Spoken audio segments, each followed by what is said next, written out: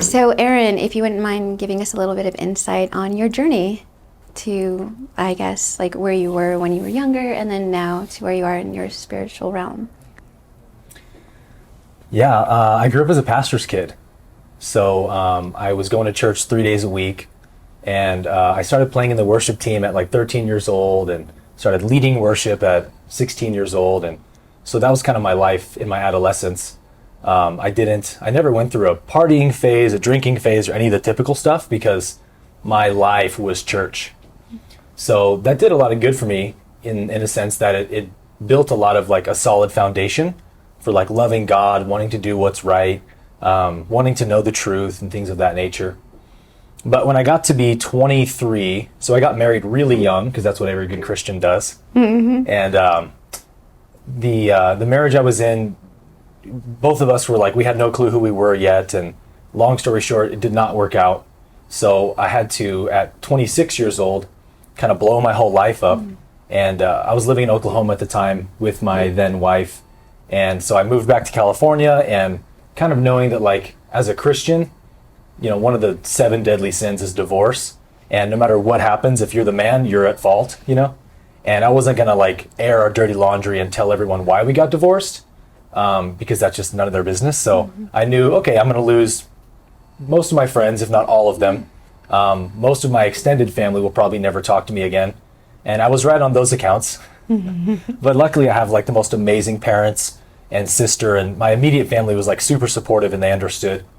So that was what really like sparked me to question things, because I was sold this story or narrative that if you stay celibate, get married really young, have a family, that's God's plan for your life, and that's what makes God happy.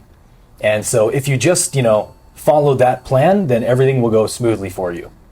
And, you know, my parents, they did that plan themselves, and it worked out great for them.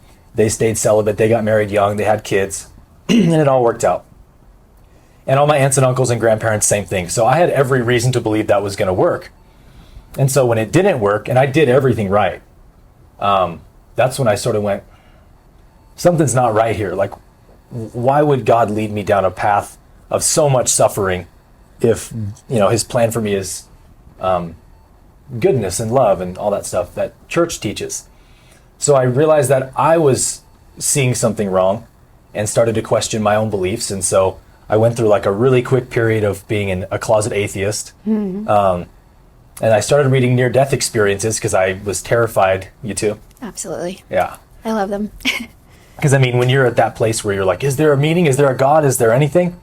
I think NDEs is kind of the first place you want to go. Like, well, let's see what people who've actually been to the other side have to say. And it was pretty amazing because, as you probably know, it's mostly the same experience that happens to them. Meeting the source. The source is pure love. They understand that they're on an evolutionary journey, that they chose this incarnation to learn certain lessons and evolve. And that all resonated really deeply with me. So at that point, I'd gotten into another relationship, and I think I was 27 at the time. I'd been pursuing, spiritual liberation for many years and was making progress, but I had all this repressed trauma. And, you know, one of my big weaknesses was I felt unworthy of love. So every relationship I got into, I carried that into it and projected that onto my partner, and my ego was looking for every evidence why. So I was dating a girl who, at the time, neither one of us knew, but she had a condition called borderline personality disorder. Wow. And that kind of manifested in the middle of our relationship. And so she became very explosive and could not control her emotions, and just very angry all the time. And I'm over here thinking, like, I treat you like a queen, I'm so good to you, I'm so loyal, and you treat me like shit, basically. So I must not be worthy of love. If I can do all this and you still don't love me, then I must be worthless. So I was in this really deep depression for about a year with her, and my whole source of feeling like I had any value was in that relationship. And so one day I was working at Google at the time because I lived in the Bay Area. Nice. So I was a personal trainer at Google, and I used to go up to the balcony above my gym on the second floor on my breaks, and I would listen to Eckhart Tolle for like an hour. And it was helping me feel a lot of freedom from my mind and the stuff I was suffering from, my depression. So I was just doing it every day. And then probably a couple months into doing that, just like any other day, I was listening to a lecture from him. And in the lecture, he was sort of like mocking things the ego would say. Things like, if only she would approve of me, then I would be worthy of love. Or if people were nicer to me, then I would be happy. And he would laugh and the audience would laugh and I would laugh. And as he kept saying that, those kinds of comments, I started to really laugh because I saw my ego in that. Like, oh, that's what my mind says to me. That's exactly what I've been suffering from all these years. And so kind of seemingly out of the blue, something in my awareness of self shifted.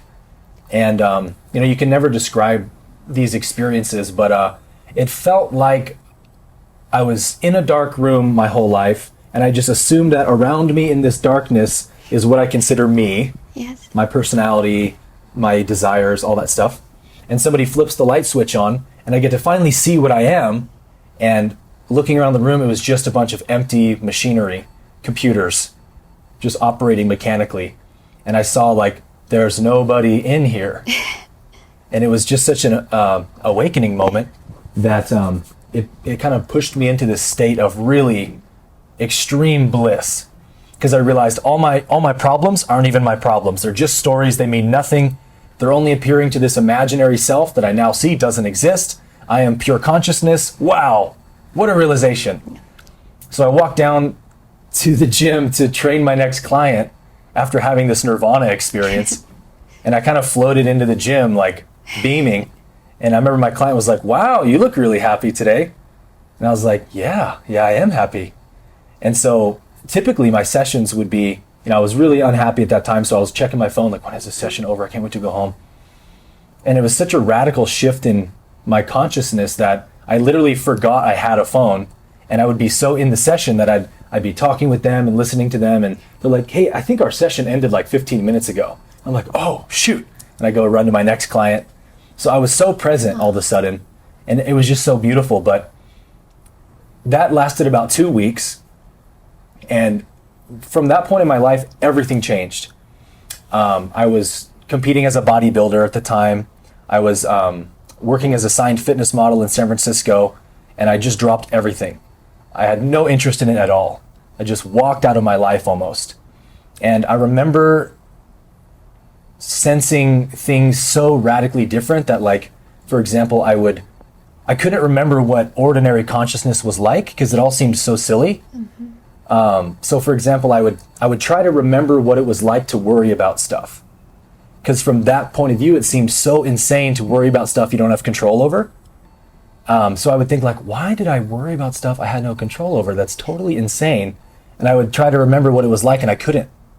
So I was really like trapped in that state of enlightenment for about 2 weeks. And then what happened that kicked me out of it was that I realized in that state that I was being so unloving to my girlfriend by staying in that relationship, because she had this really big issue and we weren't a match. It wasn't going to get better. So the most loving thing to do would be to leave her so that she could heal and that I could heal. So I come home to have this loving conversation about how I'm breaking up with you, thinking she's going to totally understand and be fine with it. And of course she was devastated and just weeping and begging me not to break up with her. You're my everything. Please, I can't live without you. And so watching her suffer like that made me suffer for the first time. It was almost like I remembered suffering because I had forgotten it for 2 weeks. And so I broke up with her, moved on with my life, and my sort of dark night of the soul began, because anytime you have an insight like that into your own consciousness, your mind is very intelligent. So it's aware of the fact that you've caught onto it and that you've detached your sense of self from all those programs and stuff. So it starts to formulate a game plan to get you back, if that makes sense. Mm-hmm. And it knows how to do that based on the stuff that used to work on you. But what it does is it amps it up. It's like, all right, so the old depression and stories about unworthiness, they used to work really well, but let's amp that thing up. Let's throw the kitchen sink at them. So a lot of people who have a spiritual awakening, and not all awakenings are like mine and you have to have some crazy nirvana, but just the awareness I'm not my mind is a spiritual awakening. your mind knows that, and so it will start to throw these little waves of attack at you, and people find themselves all of a sudden in the throes of depression and hopelessness again. And so you have to let that process play out of the mind coming at you in those waves, and eventually they begin to equalize, and you are able to integrate that new experience as a normal state of consciousness. And so I didn't know that at the time. I just was wondering, why am I so depressed? I had this amazing insight. It should have stuck or something. And so I felt like I was given a free 2-week sample of enlightenment or something. And now my whole goal for my life was to get it back. And then that became sort of a suffering of its own, of trying to get that experience back. So through suffering through that experience of chasing that peak experience I had, I started to realize maybe that peak experience is not available on a permanent basis. Maybe it's a peak experience, but what's available for me might be something perhaps more subtle. So I started to ask, what is available in this life? Or how much of that peak experience can I actually keep and integrate? And so in asking the question, what am I really looking for? The answer is clear. I want freedom from suffering. That's what we all want. What is freedom from suffering? Peace of mind, unbroken peace of mind in every moment, regardless of the circumstance. So no matter what happens to me in life, if life delivers pain or pleasure, I accept both, but I don't suffer from the pain, so to speak. And so once that became my understanding of enlightenment, is just, like the Buddha said, the end of suffering, not some magical realization or peak experience, but just simply changing your perception until whatever you look at stops hurting you, then that's what we would call enlightenment. And so that's what I'm really passionate about teaching.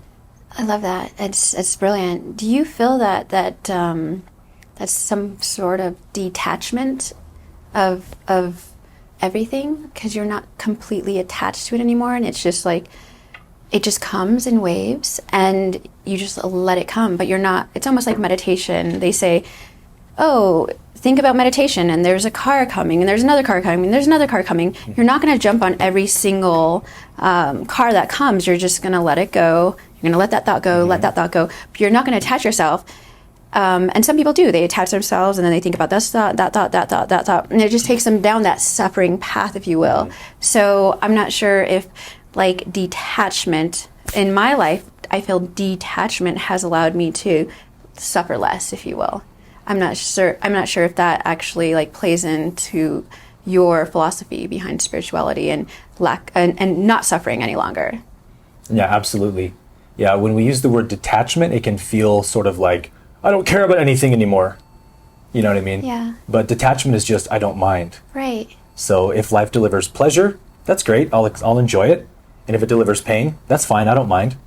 And when it comes to thoughts, you know, like you said, everyone automatically, as part of being a human being, this human biology is built with this function to believe, I am the thinker of thoughts. I mean, that's what the mind does, right? And so when you believe you are the thinker, then you have to identify with your thoughts. Yeah. So it's really not even the identifying with thoughts that's the problem, but that's sort of the symptom of believing that I am the one thinking them in the first place. And, you know, nobody thinks they're beating their heart or circulating their blood or anything else, but we believe that we are in control of thoughts, but yet all of our thoughts make us suffer. So the question is, would anyone consciously create their own suffering on purpose? Obviously not. So if I'm not creating my own suffering, then what is? Becomes the question. So in non-dual spirituality, this is why they'll say, like in Zen, there's this saying that says, you can't use the Buddha to seek the Buddha, which means you are the Buddha already, and just the act of seeking to find the Buddha is the denial of the Buddhahood, because you're already it. So A Course in Miracles says, enlightenment is just a recognition. It's not a change at all. So nothing about you, well, you could almost say it's nothing that you add to yourself, but something that you lose. And the losing is the identification. So if you wanted to describe what ego is, like what is the ego, I think probably the simplest definition would be the ego is identification, taking personal ownership over everything that happens. And so if, for example, you ask like a Zen master, hey, what are you going to do tomorrow? Normal question for most people. But the Zen master would look at you like you're crazy, and they would say, I don't know.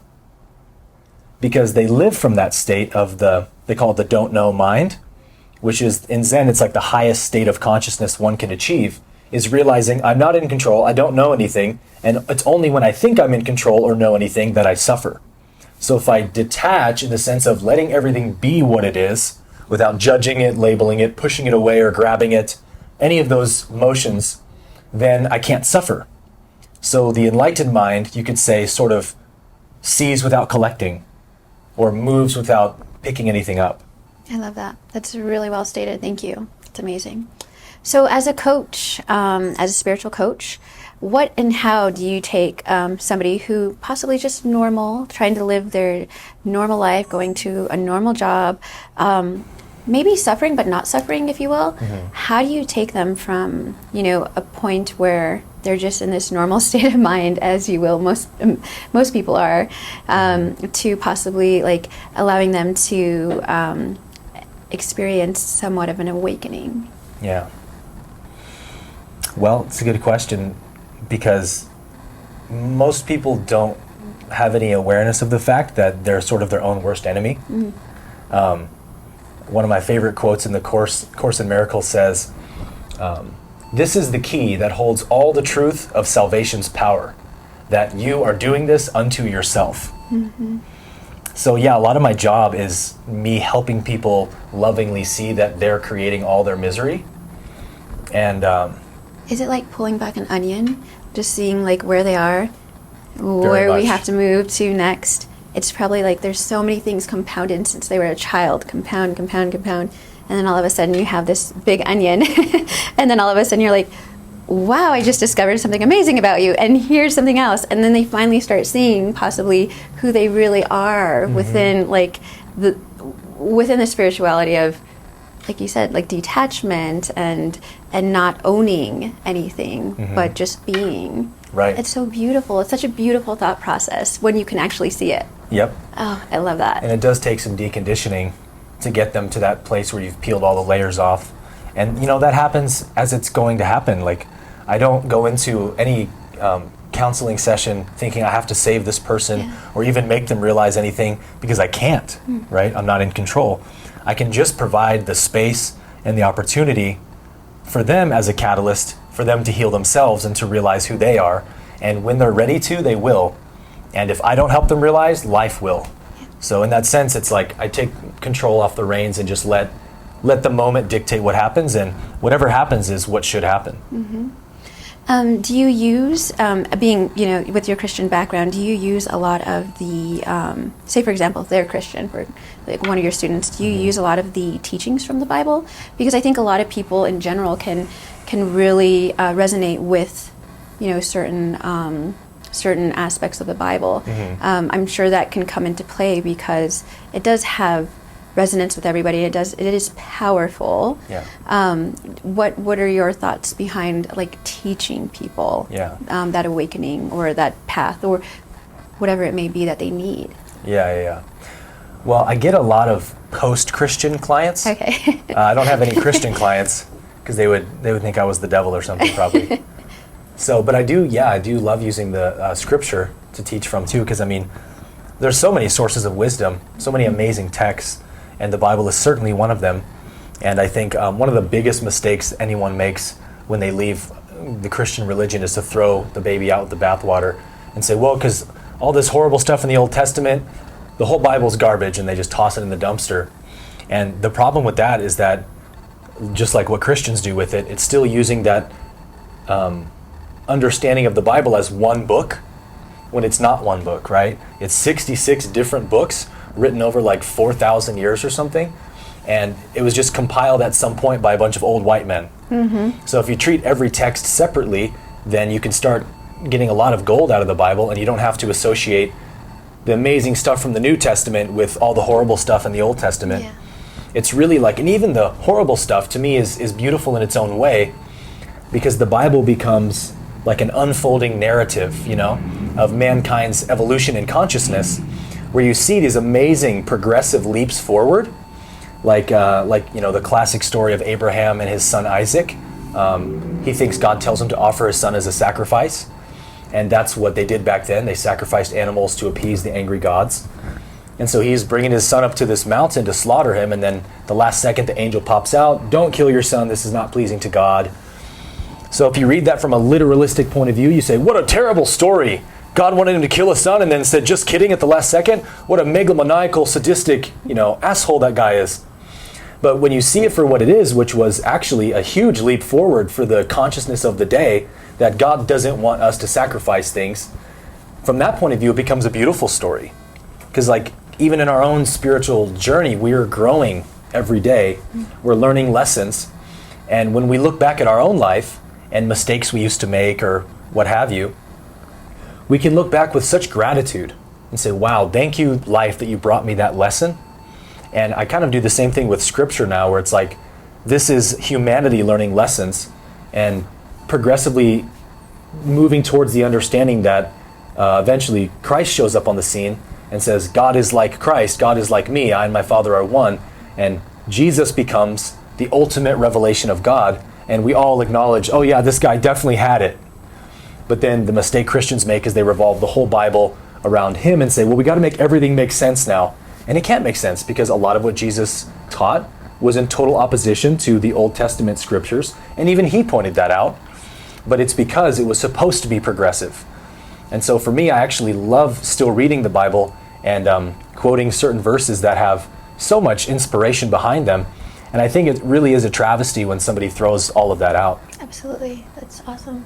So if you wouldn't mind telling us a little bit about what your favorite few books are to bring to the table for your students, and what resonates most with you at this point in time in regards to teachings and things like that. Yeah. Well, if you watch my YouTube channel, you know the answers. Course in Miracles is my number one. Very close second is The Law of One. Yes. Yeah. I love The Law of One. It's so interesting. The channel, and I'm not talking about a YouTube channel, I'm talking about the channeling. Of different entities, as one is open to giving their body as a vessel to be spoken through. So if you can give us a little bit of insight on the Law of One, not all of our audience knows a bit about it. And then also, second question, if you can tell us a little bit about what you feel about it. Like, what do you feel about the book itself? Yeah. Well, I love The Law of One because basically everyone who reads it says the same thing, which is, wow, it's like I knew all of this. Like, it resonates so strong in me, it's almost like I'm remembering it. Yeah. And to me, that's a sign of just how divine that text really is. Because from a spiritual perspective, right, all truth is only remembered. Because we are truth, we come from truth, that's all that exists. So in the dream of this life, we're supposed to forget it for the purpose of remembering it, which is how consciousness evolves. And that's actually kind of what the Law of One talks about. It's basically a text where the entity who's giving the dictation is named Ra, which Ra describes itself as a social memory complex, which is basically a collection of individual consciousness at some much later stage of evolution. And so Ra is kind of explaining how the universe works, and a lot of it's about sort of how reincarnation works, how consciousness evolves, and things like that. So if you're interested in understanding the grander scheme of things, the Law of One is, you cannot put it down. It's so wonderful also due to the fact that just a normal human being is asking these normal questions. Yes, they may have different degrees and knowledge about the universe and different doctrinations. But at the end of the day, it's a normal human being asking a collective soul of entities these questions and getting the responses. And it's interesting at certain points in time when they're actually at this point in time I'm not able to answer that because it might possibly jeopardize your future due to the fact that you are in this state at this point in time. It's almost so down to earth, oh no, I can't do it. But the answers are so human The questions are so human. But like you said, it's almost like a remembering, because it brings you to a space where it's almost like a beautiful, like, divine moment where you are lifted to this point where you never would have been lifted to before if you wouldn't have heard these words. And it makes us all hopeful. By reading it, even if you don't believe in it, it's still a bit of a hope. It's this hope that allows us to be extraordinary. That we are like outside of this this avatar. We are different. We are beautiful. We have so much to give. There's so much more than just this ego. Right. I love this book. I love it. I'm not too familiar with the Course in Miracles. Can you give us a bit more insight on that book? Yeah. Okay. The Course is also channeled, and the Course doesn't say what entity is giving the message, the dictator of the Course, but it's clear throughout the text that it's the consciousness of Jesus, or the soul of whoever Jesus was, because it'll say things like, throughout the text it'll say things like, this is what I meant when I said, love thy neighbor as thyself. Oh, okay. But it never says, I'm Jesus and I'm giving you this. But the whole Course is it's basically about forgiveness and about oneness with the Father. And that was, Jesus' whole message in his actual gospel. So it's almost like Christ came back to channel this text to someone so that we could have the completion of what he was actually trying to say in the Gospels 2,000 years ago, because it's become so distorted through religion and man-made dogma that it's completely, almost the exact opposite of what he was actually teaching. And so he doesn't, come at it like that, like, I'm here to correct the distortions. He just starts laying out the truth. And the book opens up with the famous quote from the Course, which says, this Course can be summarized by saying the following: nothing real can be threatened.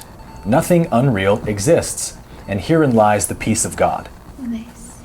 So the purpose of the book, as it states, is the attainment of the peace of God. And to me, that's just another way of saying enlightenment, as we talked about earlier.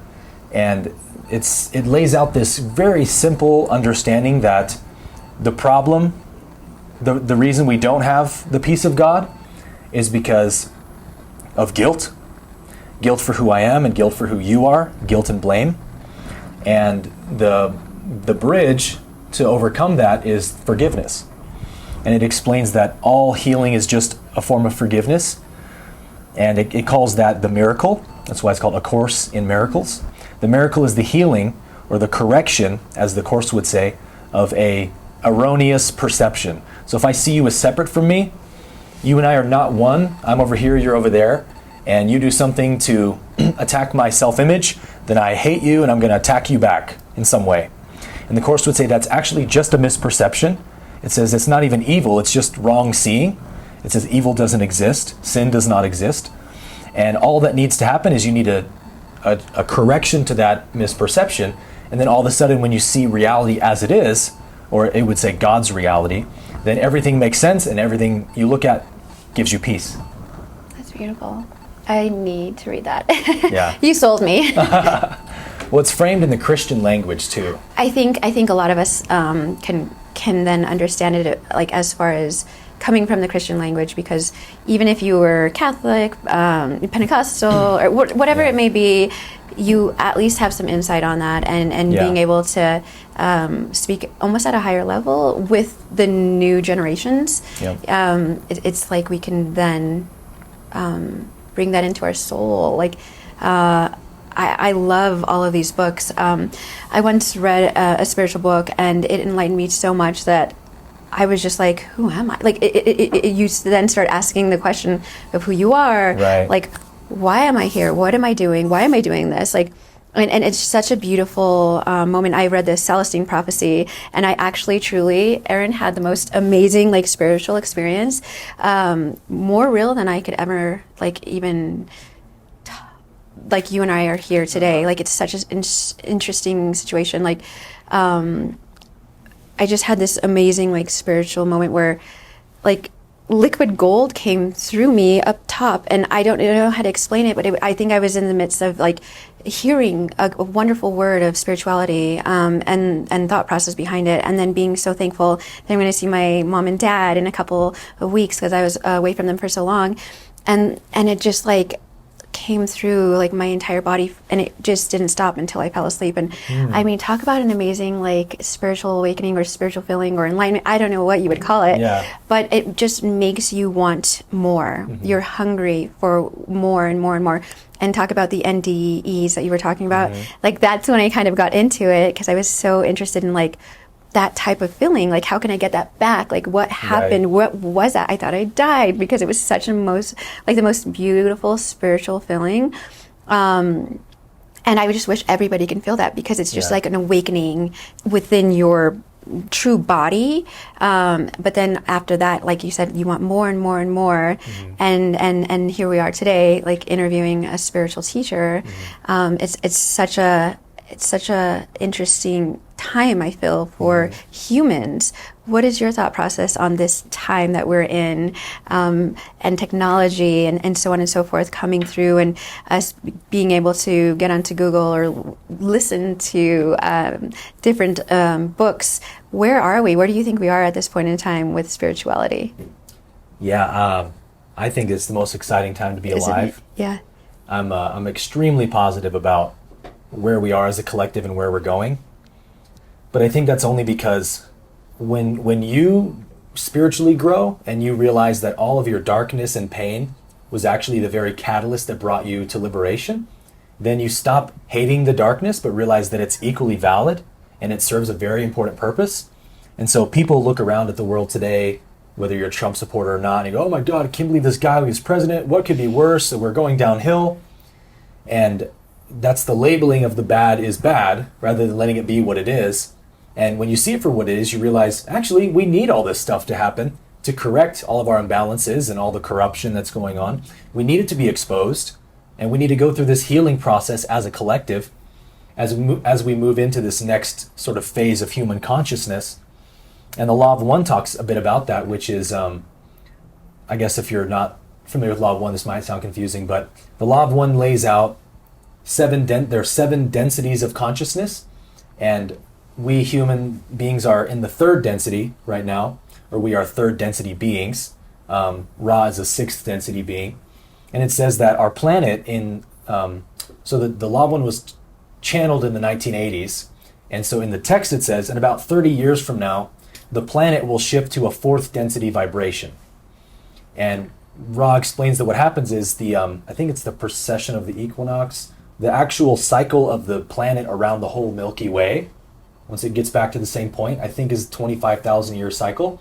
I could be wrong on that, but every 25,000 years, sort of like a clock that's moving, it reaches the same point, and the vibrational frequency of the planet has the opportunity to upgrade to the next density level. And so that only happens when at least 51% of the collective consciousness on the planet, which really is the planet, right? Like you and I are Mother Earth, essentially. When 51% of that reaches a spiritual mass, you could say, of a 4th density understanding, then the planet itself shifts to a 4th density frequency, which now means all evolution from that point forward will start to reflect 4th density. 4th density correlates to the heart chakra, the 4th chakra. And so 4th density is the density of love, the density of understanding, where we start to recognize, actually, in 3rd density, we thought we were separate, because 3rd density is self-awareness. So, evolving out of being primates into human consciousness, forming tribes, separation, war, all that horrible stuff. And through that suffering that we create by thinking we're all separate from each other, we eventually come to realize, all right, this is all insane. None of it's working. We're just perpetuating our own suffering. Maybe we should change the way we think and realize that we're all in this together. Yeah. Kind of the idea. So in 2012, that sort of harvest of the earth shifting to 4th density happened. And that's what all the chaos about the Mayan calendar was really about, was that earth was reaching a new pinnacle of its evolution. So we see that 4th density understanding. If you know what 4th density is, you see it everywhere today.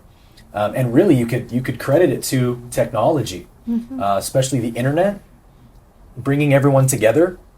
And the internet's only like 20 years, 30 years old, something like that, 40 years old. And the internet allows us to see people from all over the world and see the suffering that's happening, see the injustice. And now the collective awareness of that can start to raise, and we start to say, hey, that's not okay. And we start standing up to injustice. And we start, we see how the earth has gotten more and more peaceful over time. There's less and less war, less and less genocide, slavery. These things are slowly evolving out of existence because we're moving into that fourth density consciousness, which is understanding we are all one, we're all the same, and we're all in this together. And from that point, humanity reaches a remarkably more powerful state of consciousness where we can actually see the stars and explore the universe. I love that. I love that. As far as the one, I've literally sat with people, friends of mine, and held their hand and just stated, let's manifest something amazing. And within months, within days, within weeks, it's happened. And it's so powerful. Just two people holding hands and just imagining, visualizing, and like intending something great, and seeing that come to fruition time and time again is so beautiful. So the power of one is more powerful, I think, than we could even imagine. And if we can eventually come together as one, sooner than later, would be beautiful. So as far as the power of one, what are you doing in your daily routine to lift that power up outside of your students, per se? Great question. One of the spiritual practices that I've really come to love and really see the most results with, and Ra does talk about this in the Law of One, is to begin seeing everyone as just me in another form. Because you really can't love someone truly unless you understand that they're just you in another form. As long as there's still some belief in separation, then there won't be the complete fulfillment of love, which love is just the recognition of oneness. So I'll be driving down the highway or walking down the street and just observing people and just imagining that that's me in that dream, in that body, through that life. And if I was born in that body, in that life, experiencing everything they had experienced, I would behave exactly as they do. So when you're not chasing a peak experience by doing that, you're just sort of crystallizing your consciousness to see things for what they really are. But that does lead you to, at least me, to a lot of experiences of pretty amazing bliss and unity with feeling one with all that is. That's the nature of reality, is unity. And so, duality is not a mistake or something.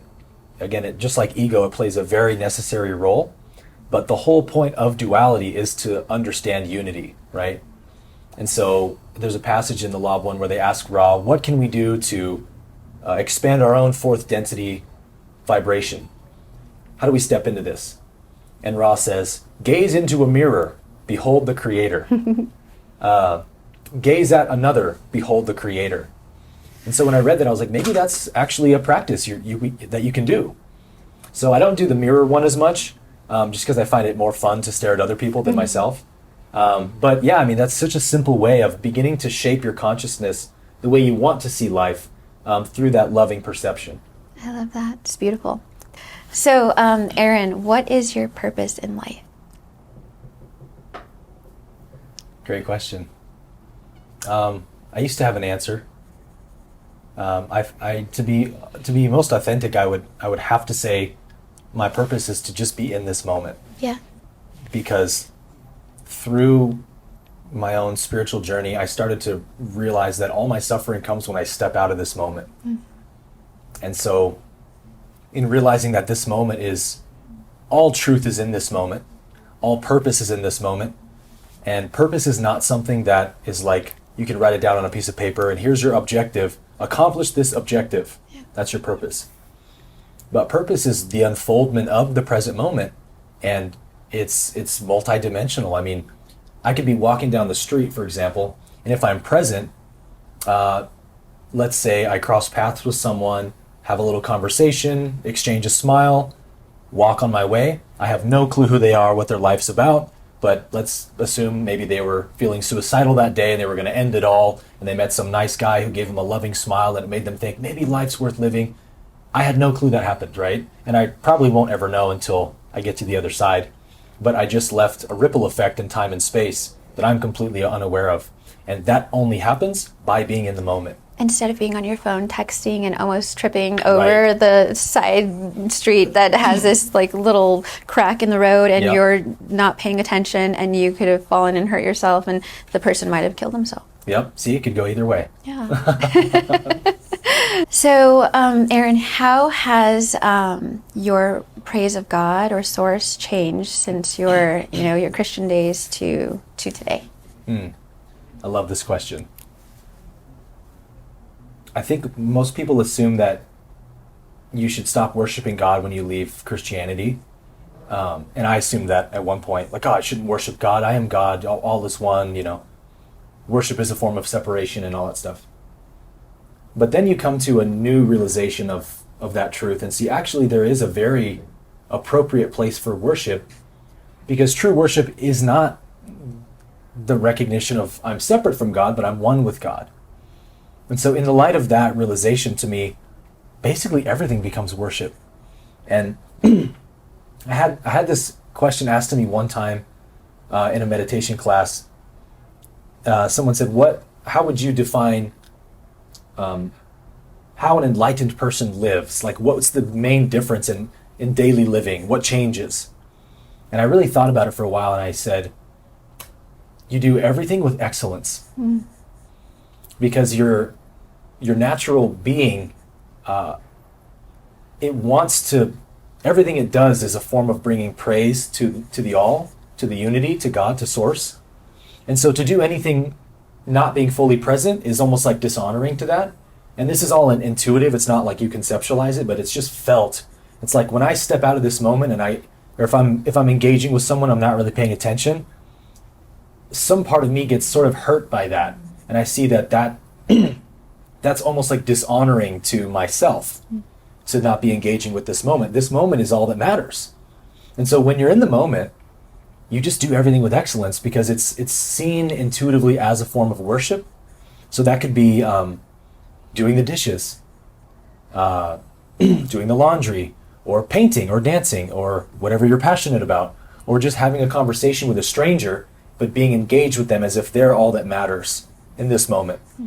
And that becomes what worship is to you, is to do everything with excellence and with presence.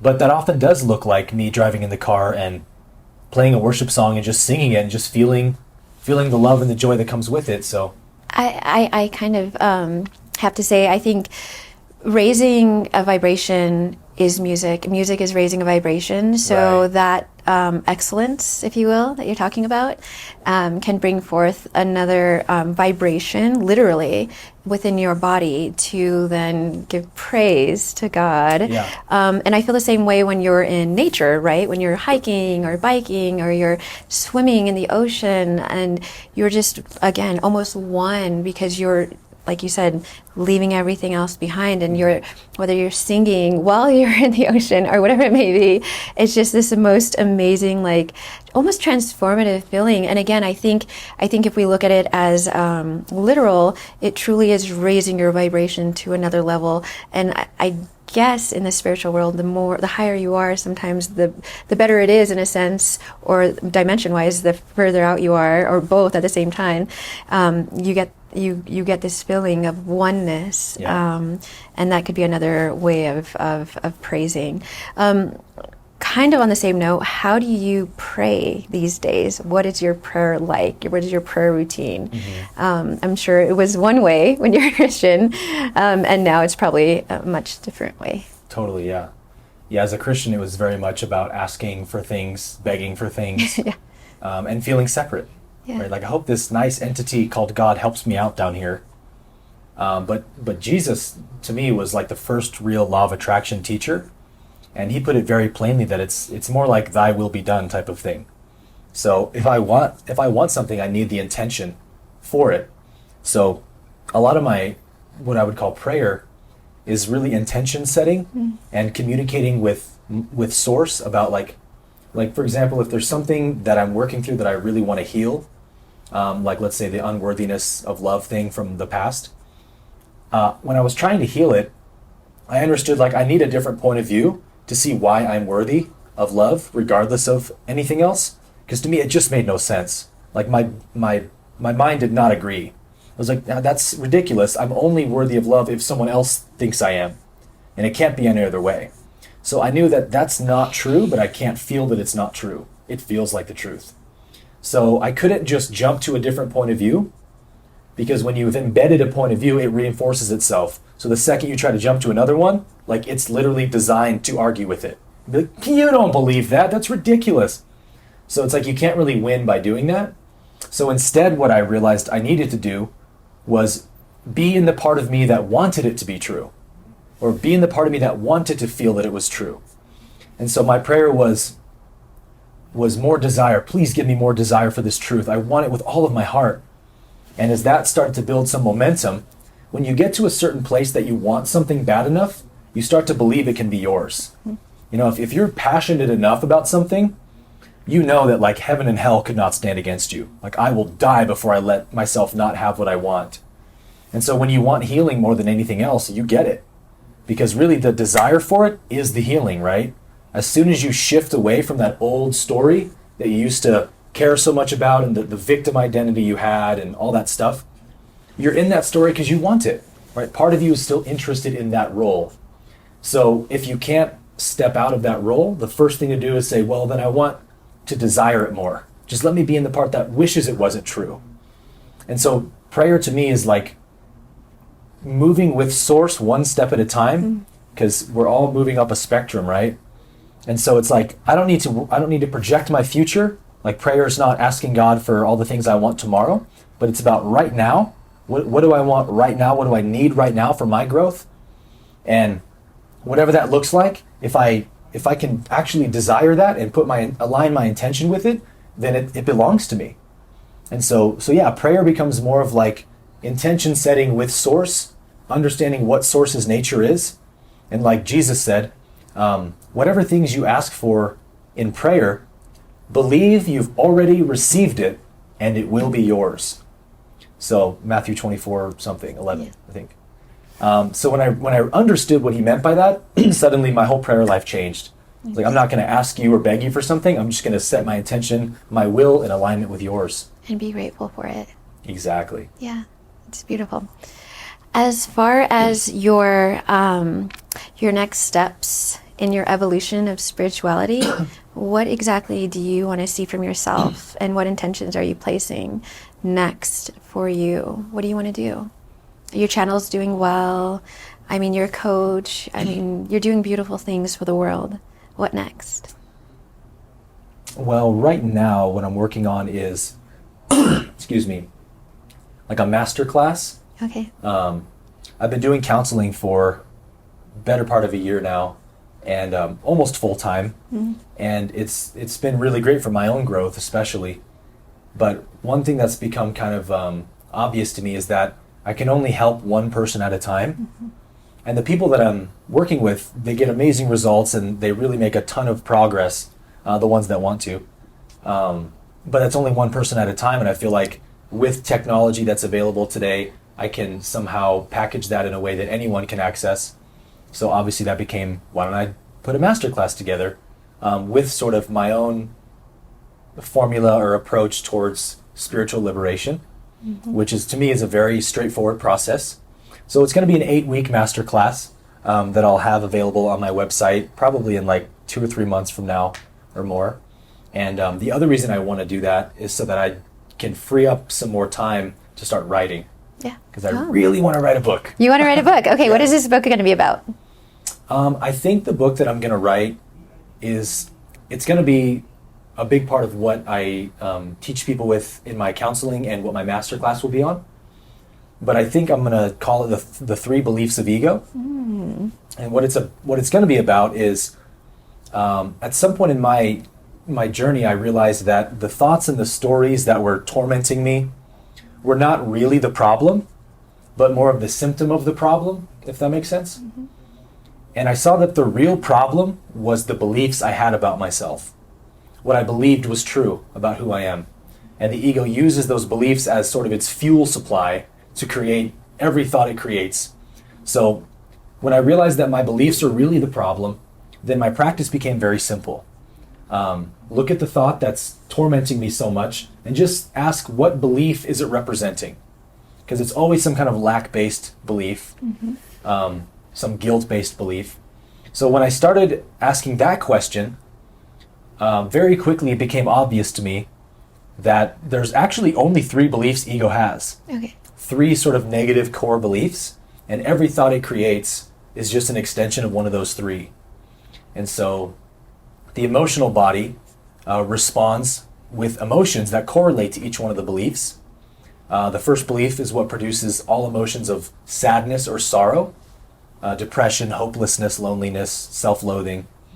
The second belief produces all emotions of anger, frustration, irritation, jealousy, guilt and blame. And the third belief produces all emotions of fear, so anxiety, worry, stress, etc. So the practice became, look at how I'm feeling, what emotion is primary, and that emotion is actually pointing me to the culprit of what belief is speaking. Wow. So that's going to be kind of what the book is about. Wow. Whoa. To look at so many facets of the ego, it's almost scary. But it's necessary to evolve. It's Totally. necessary to understand. And we all go through different parts, different times, different aspects of the ego as we grow, as we learn, as we're around other people, as we're frustrated with whomever it may be. But like you said, looking at that and understanding it a bit more, and to understand the ego is, would you say understanding the self in a sense, or would you say not the self? Yeah, it really is. You can only understand what you are by understanding what you're not. Yeah. You can't understand what you are. Just like we can't give a definition for what peace is. Like, well, let me tell you, peace is this. Right? We can't do that because peace is our nature. It's just what's there when nothing else is in the way. So we can only define peace by the opposite of it, or by its absence. So you could say peace is the absence of suffering. In the same way, my true nature can't be defined. Any concept I put to it doesn't do it justice.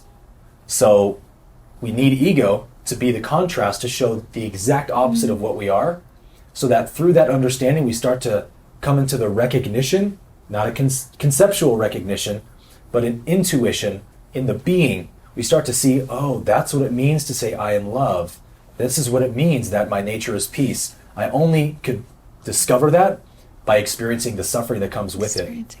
So you could almost use the example of, like, if we time traveled back, 5,000 years or something, and we try to explain gravity to those people, like it's like the force that like makes things like pull, you know what I mean? They'd be like, what is he talking about? Yeah, no. But if we put them in an anti-gravity chamber and they experience the absence of gravity, we go, that's the opposite of gravity, or that's the absence of gravity, then they, oh, it's the force that pulls things, keeps things together. All of a sudden they understand gravity. So yeah, to me it's like the ego serves as that teacher or guru in the sense that shows you your true nature. That's wonderful. As far as what you're not, kind of going on that same breadth of verbiage, what are you not, Aaron? Anything that hurts. I love that. Yes. There you go. Wonderful. Okay. So Aaron, what would you tell your younger self in regards to advice, and how old would you be when you're speaking to your younger self? How old would I be? Yeah. I feel like I could do it now. Yeah. Yeah. What would I tell my younger self? Yes. Advice-wise. It's a great question.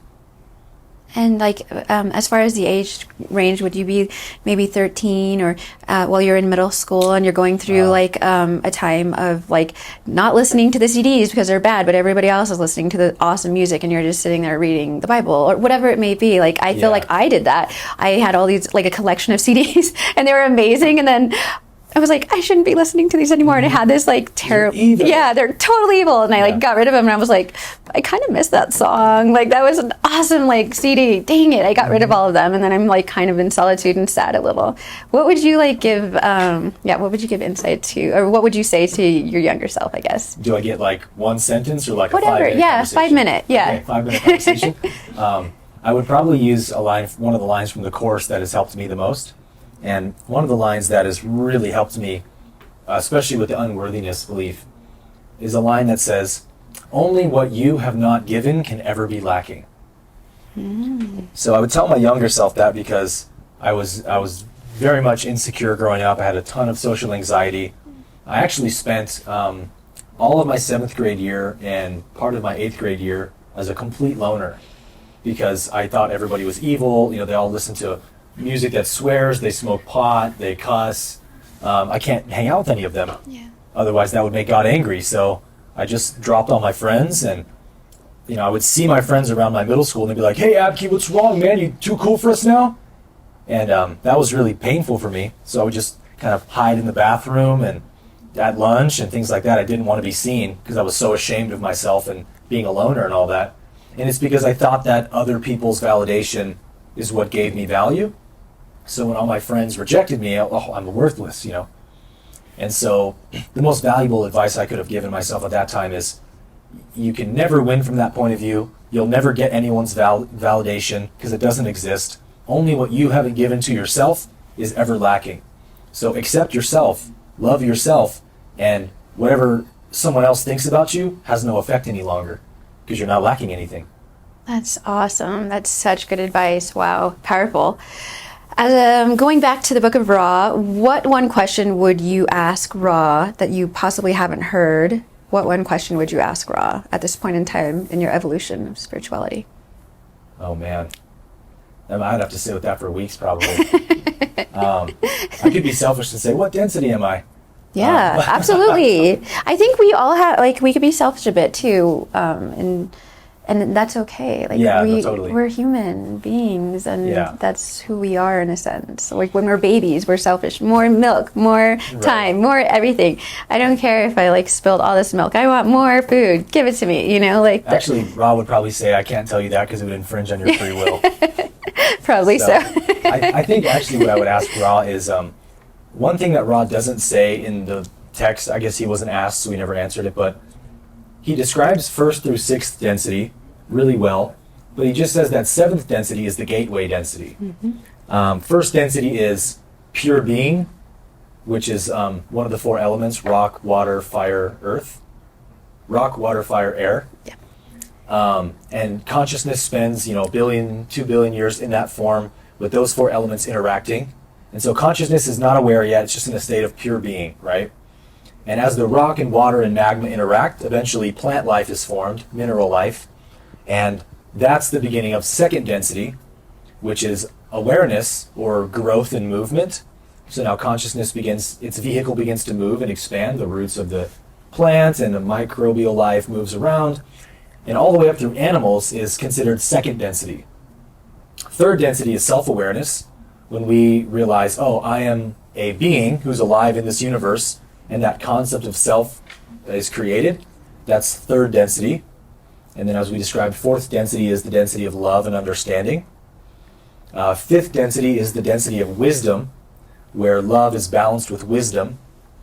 6th density, 5th density is just learning the wisdom. 6th density is balancing love and wisdom, so where they're perfectly equalized.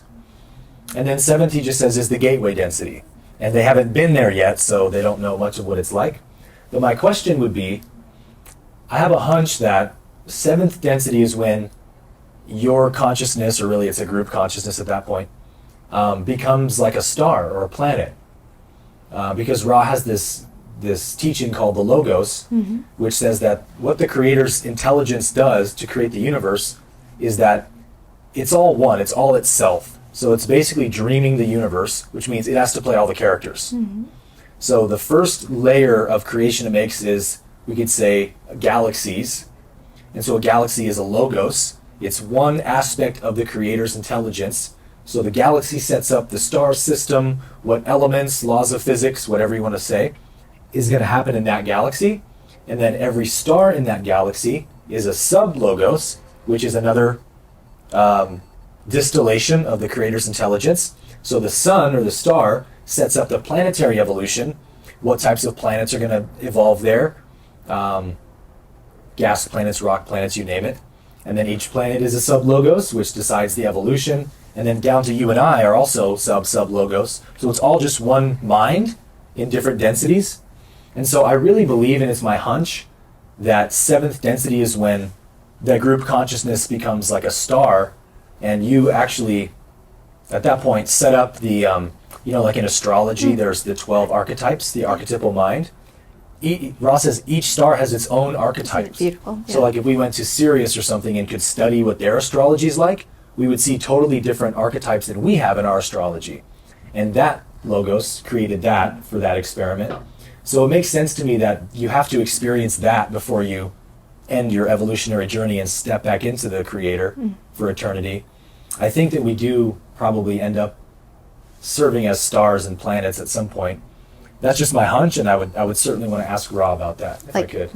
Is that the case? That's really cool, and thank you for that explanation. That was wonderful. Thanks. We needed that. Okay, so 2 more questions. What and how would you bring up your child, like in this new world of spirituality? You were Christian, you have this amazing background with an amazing family. How would you bring up your little one and teach them meditation, like nature, all is one?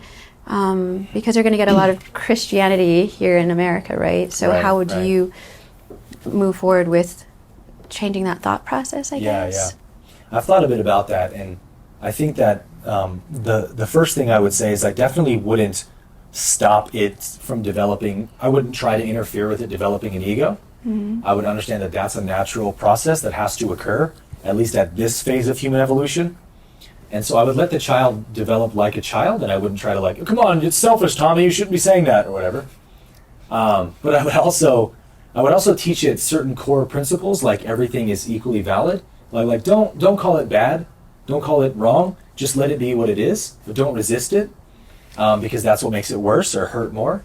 I feel like at certain ages, children can start to understand those concepts if you can put it in a very plain and simple way. Because really it is simple, right? It's not super complicated. It's just a different way of looking at it. And it would be an experiment in a way of seeing how that child would grow up. I mean, I had really loving parents. I couldn't have asked for better parents. And there's no possible way to like be a perfect parent, whatever that would mean anyways.